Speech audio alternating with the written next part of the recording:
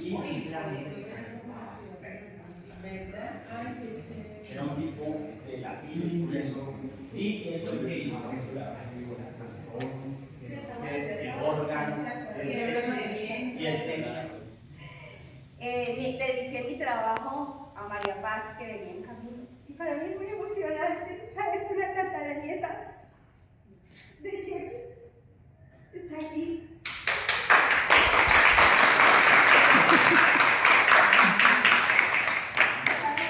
Su manera de, ustedes han visto cuando se llama la manada, mi manera de llamar a mi Clara, a mi familia, la manada es esta.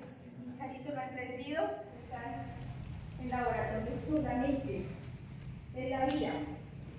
Y estamos tomando tinto con las personas que nos trajeron, se los presento, Carlos, Marta, Kat. Y entró una mamá con un niñito de 3 años y le dijo algo muy extraño que en otra época nunca se oiría. La mamá le dijo al niño, es que hay que salvar las casas bien. No nos dejemos pensar, no nos dejemos llevar de que el progreso son solamente lo que se ve y nos llegan las redes de Tokio, París, Japón, Madrid. Porque un extranjero cuando llega aquí quiere volver por el calor de la gente.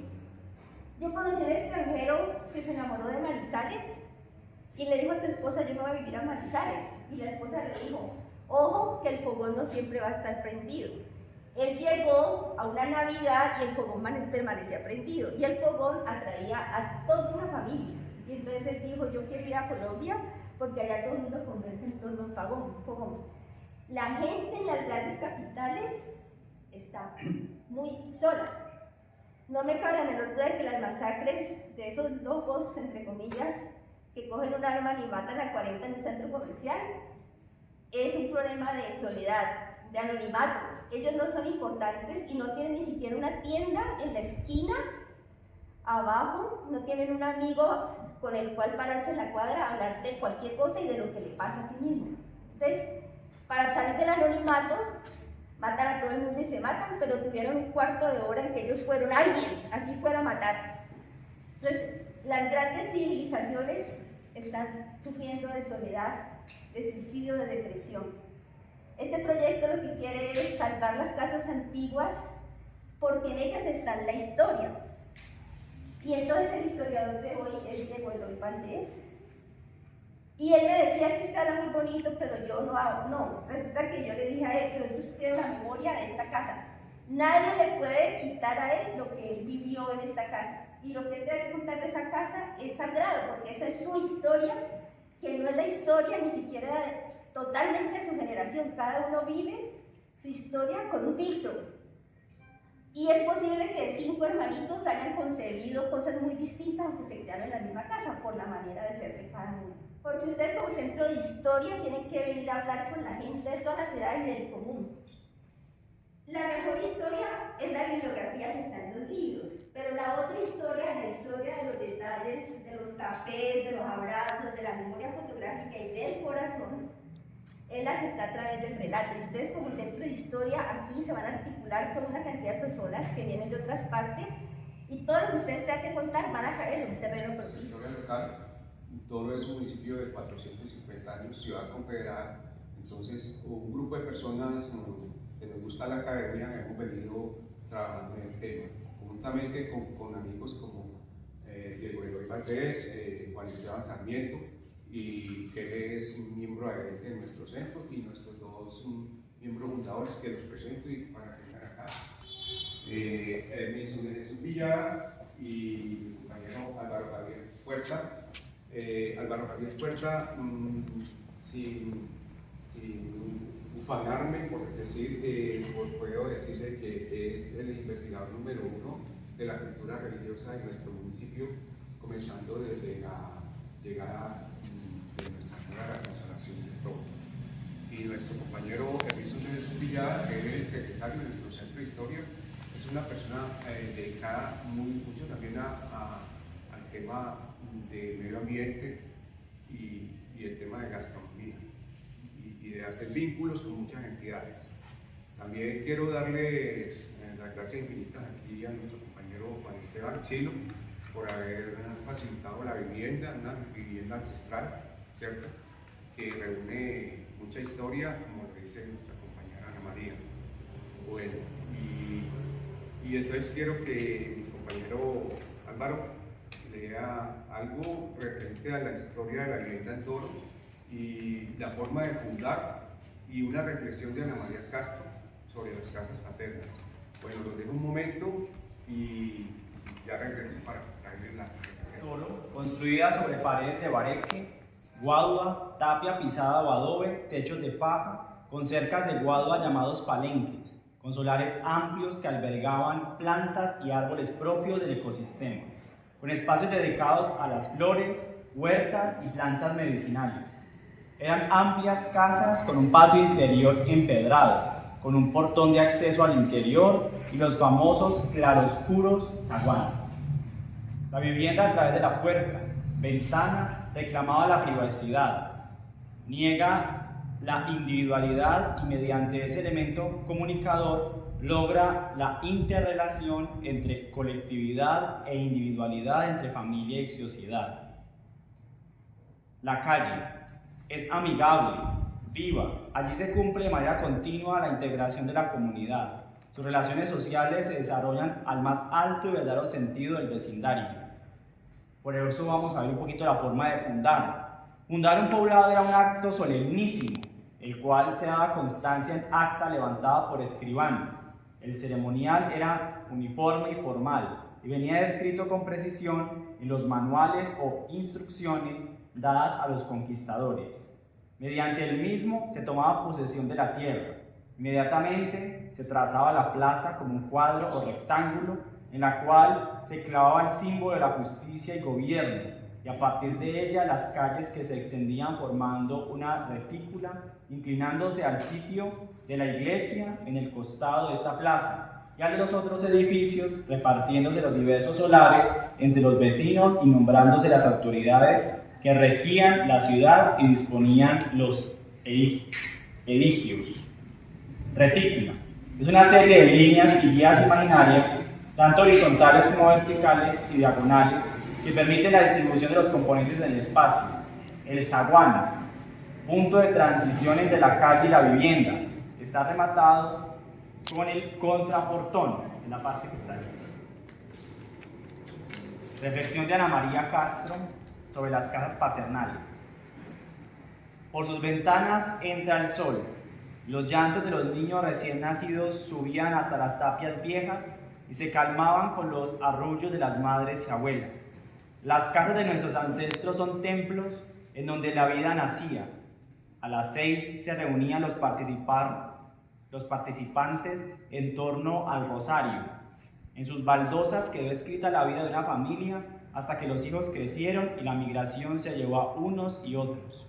Toresanos habitaron la casa y la han conservado con profundo amor, con sentido de aprecio hacia todo lo antiguo y con la consecuencia más despierta de que las casas y las construcciones de nuestra generación pasada son documentos llenos de vida, de muchas vidas, de muchas historias. Las casas hablan, las casas cuentan, y en este caso tenemos el encuentro de dos momentos en nuestra historia local. Estar aquí reunidos y a todos ustedes. Pues voy a hacer un pequeño recuento de, pues esta casa está muy modificada, ¿no? De las habitaciones, de lo que es el garaje, el patio y todo, de lo que yo me acuerdo, ¿no? Porque pues yo no tengo nada como escrito ni nada de esas cuestiones, ¿no? No tiene los planos. Por allá, empezando por allá, lo que pasa es que vea, en la parte de allá, esto está cerrado, figura el almacén, está el almacén, ¿no?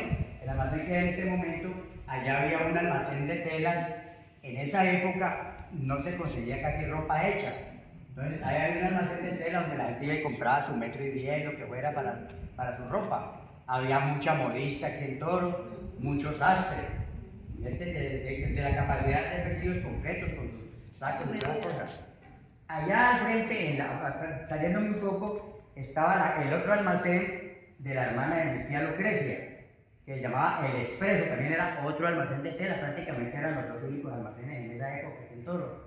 ¿Y se ¿Ves? vendía por yardas? Sí, se vendía un yarda, metro, cuarta, lo que quisiera la gente, lo que necesitara, ¿entiendes? Entonces, lo que yo veo que como está tan remodelado, yo hacía muchos años yo no entraba. Allá, por ejemplo, tendría que de pronto pedir permiso, en la parte del almacén, en este momento yo veo unas puertas enrollables, ¿no? Las persianas esas. Allá eran puertas de madera y la seguridad que tenía, ¿cuál era? Habían anclados unos goznes metálicos y caía una varilla, una especie de ángulo que se atravesaba al otro lado con un candado o con una varillita como seguridad, ¿no? Entonces, en ese almacén trabajó, por ejemplo, una prima de su querida madre, doña Mercedes, Noelia Bedoya. Trabajó mucho tiempo allí. Trabajó, ella se casó con un señor, Diego Alarcón. Trabajó, vino de Caldas, una solterona, decían en esa época, Genoveva. Nunca le supe. Todos con cariño le decíamos Genovevita. Sí, Ella vivía en este cuarto. Lo que pasa es que ahí hay una división, lo quería mostrarle ahora, ¿no? Allá hay una división, ella vivía en el de allá y acá había otra pieza, eran dos piezas. Ella tenía su cuartito solo porque ella no tenía familia que todo, la señorita Genovevita. Entonces, si pasamos, yo más o menos les indico las, no sé, cómo. Aquí, por ejemplo, yo veo en el almacén, aquí está la entrada al cuarto donde dormía mi tía Lucrecia, con mi mamita y la persona que la acompañaba a ella, no sé, era mi hermana Nancy o otra, ¿entiendes? Pero ya veo que ya eso es parte del almacén. Acá más atrás también había otra cosa que era un señor que la alquilaron que tenía peluquería. Pero ahí hubo un almacén que era la distribuidora de calzado Corona, que era de un puñado mío el litro de calzado. Pero todo eso se volvió almacén, ya que mostrar. ¿Qué más les cuento yo? ¿Quiénes vivían aquí en esta casa? Pues en la familia Valdés Esquivel estaba conformada. Pues mi abuelo yo no lo conocí porque yo no había nacido. José Manuel Valdés, pues creo que tuvo propiedades en los Nanes, la hacienda y todo eso sentado. Bueno, don José Manuel Valdés. Como politiquear y estas cosas, pero no hablemos de eso ahorita. Pero sí, era como un patriarca, era como muy parecido. Hijos de él, por ejemplo, Rodrigo Valdés, abogado, y Gonzalo Valdés, que aquí al frente, en la esquina, existió Acuavalle. Y toda la esquina es buen gerente de Acuavalle. Eloy Valdés, Carlos Tulio Valdés, usted lo conoció, hijos Manolo Valdés, Carlos Tulio Valdés, está Eduardo, que ellos hicieron el proyecto de allá del barrio El Porvenir, eso lo hicieron ellos, una constructora. Bueno, estaba Bernardo, que era profesor, solterón, lo que llamaba Alfredo, y las mujeres eran Carmelina Valdés de Castro, casada con un familiar suyo, Manuel Dolores Castro. Allí yo no había nacido. Funcionó eso, siempre todo el mundo lo conoció como El Expreso. Ahí es que funcionó una flota de unas líneas que hacían recorridos y todas esas cosas del correo y traían, eran los que traían toda la mercancía aquí a todo. El Expreso. Mi papá fue conductor de esa cuestión, lo tenían comisionado para hacer el recorrido del correo que era Toro, La Unión, Roldanillo, se volteaba por la sal, La Victoria y a traer aquí lo que eran pues las cartas, las encomiendas, todo eso, en la época del telegrama y todo esto. Bueno, ¿qué más les hay anécdota? ¿No? Yo nunca llegué a oír, ¿no? Ella nunca se casó, ¿no? Lucrecia. Entonces de pronto llegaba alguien a comprar algo. Doña, ¿cuánto vale esto? Doña, no, Señorita, disculpe, señorita, sí me acuerdo. Sí. Y Adelfa, ella enviudó, es que muy joven, nunca tuvo hijos. Los Valdés Ayala éramos como los preferidos de ella. Fueron los hijos. Los Valdés Arcila, que eran los de mi tío Carlos Tulio con Luria Arcila, hija del señor que trajo el primer carro aquí a todo donde está Alejo, Carlos Arcila. Ellos tenían cierta rivalidad y competían. Adelfita nos daba de todos nosotros y Lucrecia a los hijos de él. Y ella hay veces que discutía así, pero es que usted no los tiene en cuenta a ellos. Y ella peleaba por eso, mejor dicho. Bueno, ellas 3 mujeres nomás. ¿Qué más le cuento así? Eran los consentidos de... Los consentidos de Adelfita y los de Carlos Tulio, consentidos de mi tía Lucrecia. Se han acortado la esta, ¿no? Los espacios por la cuestión del baño que hicieron en cada habitación. Allá estaba la salita, allá había una salita. Aquí un cuarto. Ese cuarto tenía puerta. Aquí salía uno. ¿Entiendes? Un cuarto de huésped. Había una anécdota que era como medio visible, ¿no? Cuando venía de Cali, un familiar de nosotros llamado Ricaute Valdés, un señor ya de bastante edad, él venía y se tomaba sus tragos aquí a todo. Recuerdo que llegaba con una maleta café, de cuero, con un mundo de correas, eso la mataban hasta al final, unas correas, ¿no? Entonces él llegaba y se alojaba aquí y él salía para un punto donde don Miguel Ángel Córdoba, que tenía una tienda cantina, se puede decir, se llamaban en esa época, vendían cosas de comida, pero tenía su vitroles y todo. Entonces él se iba a oír su música vieja, Ricaute Valdés, se emborrachaba, entonces él se quedaba en esa pieza. Aquí había unos jarrones, bordeando todo eso, unos jarrones más o menos de esta altura, muy bonitos, como en un color como morado, todas cosas, con palmas, muy bonitas. No sé si cuando usted llegó estaban aquí, No, nunca, ya no. muchos años no entraba acá. Entonces, ¿qué ocurre? Aquí en esta pieza, aquí en este cuarto, había un bañito sanitario. Lo hicieron como provisional para que no tuvieran que abrir esa puerta porque los baños estaban atrás, como en todas las casas. Resulta que el señor se tomaba un trago y seguro le daba ganas de pipí, o la noche de chichi. Entonces salía y se orinaba en una matera esa de pronto. Orinaba en una matera esa. Entonces yo por la mañana cuando llegaba de mi casa ya, mi tía Lucrecia me decía, vení Diego, hazme un favor, échame ya para la matera, mirá ese primero que se dejó. Entonces yo a mí siempre me grabó eso, pero era el punto de espuma porque tomaba mucha aquí, en esta pieza hay otra anécdota. En esta pieza, esa es una pieza que permanecía casi siempre cerrada. Ella la cuidaba mucho. Había un cuadro del corazón de Jesús muy grande. Eso era como un óleo o algo así. Y una sola cama, porque una cama dorada. Ella de vez en cuando. ¿De bronce? De bronce, creo que de pronto de vez en cuando le pagaba a alguien, le decía uno, tenés esto, pero la metálica, no sé si se podía venir a muy especial. Entonces, le sacaron el cuento, mi papá era motorista, le sacaron el cuento a los compañeros de que él cuando se emborrachaba llegaba y le decía, Lucrecia, venía un momentico que va a rezarle al corazón de Jesús. Ella lo abría y resulta que no veía que él traía una piedra, pero tuvo el cuento, ¿no? Ya. Entonces le decía, bueno, necesito 3 pesos, que eran, pueden decir, 500.000 pesos, necesito, pero yo ya dónde te voy a dar. Me lo das o daño ese cuadro. Entonces ya mi tía Lucrecia decía, no lo vas a dañar, que mira te lo entrego pues. Pero no es el corazón de Jesús de año que era un cuadro que... Era de alcaldía. Sí, ahí afuera aquí. No puede ser de alcaldía. No, del grande era una cosa allí. En este cuarto, aquí salía uno del almacén, ¿no? Por aquí o por allá. Allá, en esta pieza, permanecían 2 o 3 camas para que llegara. De huéspedes. El último era mi tía Lucrecia sola aquí con mi mamita.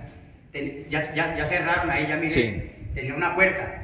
Ahí donde funcionó el almacén De los zapatos. de la agencia de los zapatos, y llegó un señor, Charito lo conoció, de peluqueado, un señor, no era de aquí de Toro. ¿Entiendes? Entonces, bueno, ¿qué más le digo? Así. Y a uno le decían, cuando no querían abrirle a uno por allá, salga por el zaguán, exactamente le decían a uno así. En el almacén, pues te digo yo que habían las puertas esas enrollables que yo vi y me dio como pegar porque eso era como tan tradicional en esa época. Las trancas, pues, las trancas. La seguridad de la casa eran pues, los borneses con esa varilla atravesada y toda cosa. Pues yo miré ayer que me dio por entrar y ya no existe eso. O sea, le quitaron lo antiguo. Aquí, pues estaba más reducido el espacio por lo del baño y tal, todo lo que sea. Bueno, aquí ven un mueble, creo que era el único que había aquí en Toro, pues, mueble de Luis XV. Ella lo último, como empezó a dar el sol, ella trató, dijo, alguien le dijo que de pronto se le dañaba, le colocó una persiana. Ya de enrollar. Sí, bueno, entonces había un Luis XV y unos jarrones también allí. Eso era más o menos. Este coso, aquí hay la última cena que era en mármol. Es en mármol, Es es en en mármol, pero le hicieron una restauración, no sé, la pintaron y, Sí. y le quitaron prácticamente la gracia, no sé. Sí, y que lo apreciaba mucho doña ¿Pero Lucrecia, qué? dice, no, eso ya estaba Claro. pintado. No, eso le hicieron fue un Un daño, hay que volverlo hay que limpiarlo.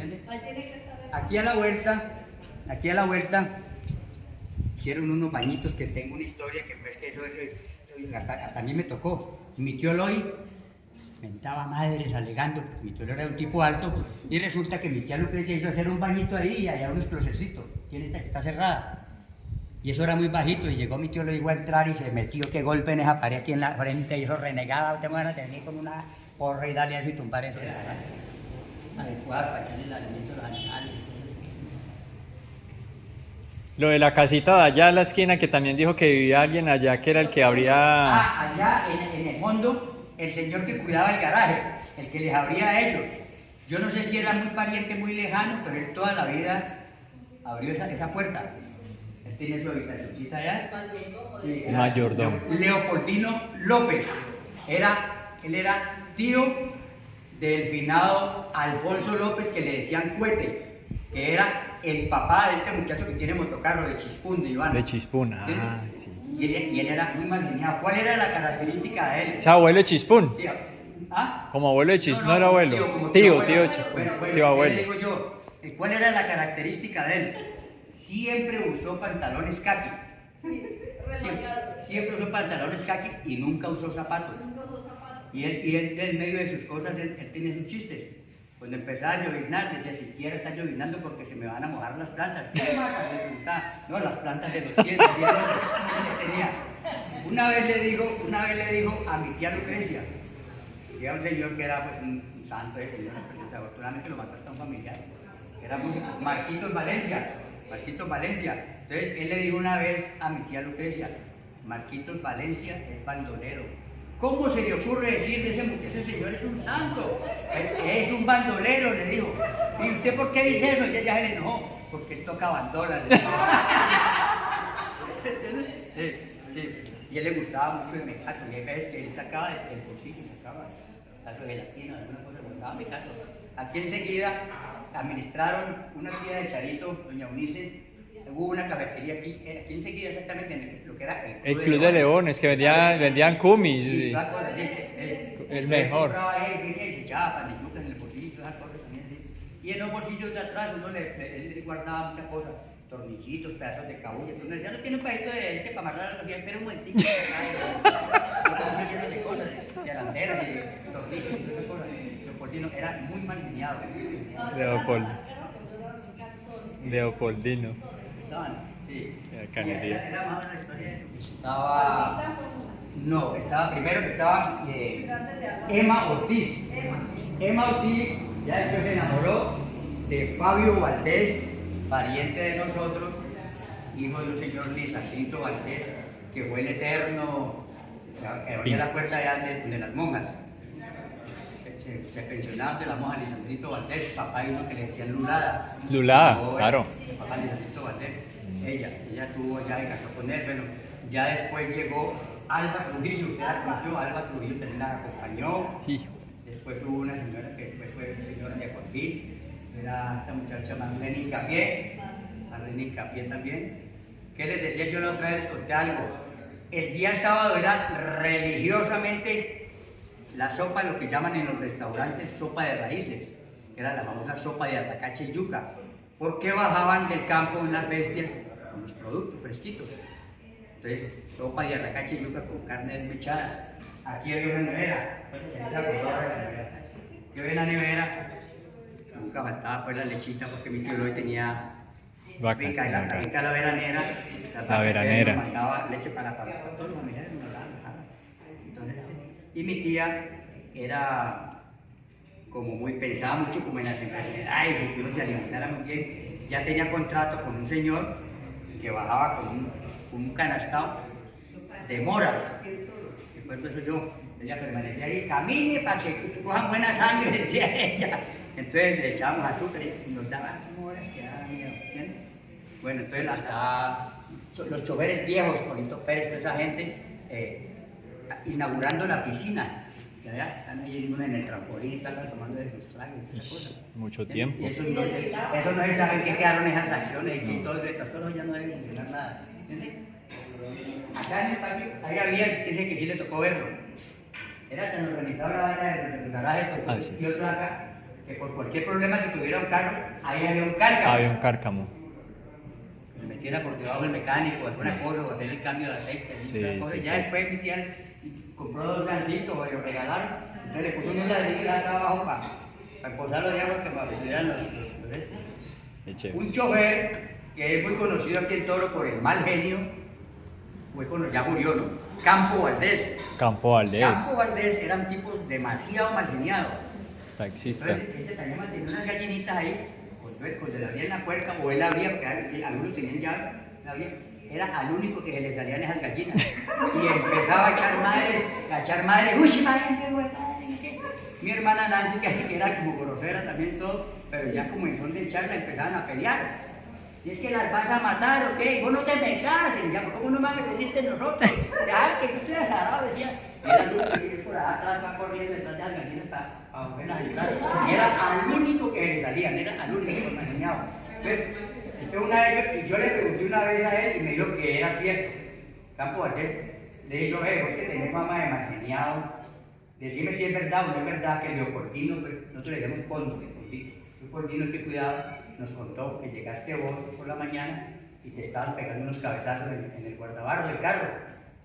Pero sí, ¿cómo te parece que el primer turnito, me tocaba el primero en el turno, y voy a sacar el carro con una llanta desinflada y me zampé un cabezazo en mi turno y yo sí, otra vez lo mismo rayado Campo Valdés, por aquí. ¿Qué te pasó, Campo? ¿Qué te pasó? Me dijo, no, es que hay cosas que ocurren que son muy raras.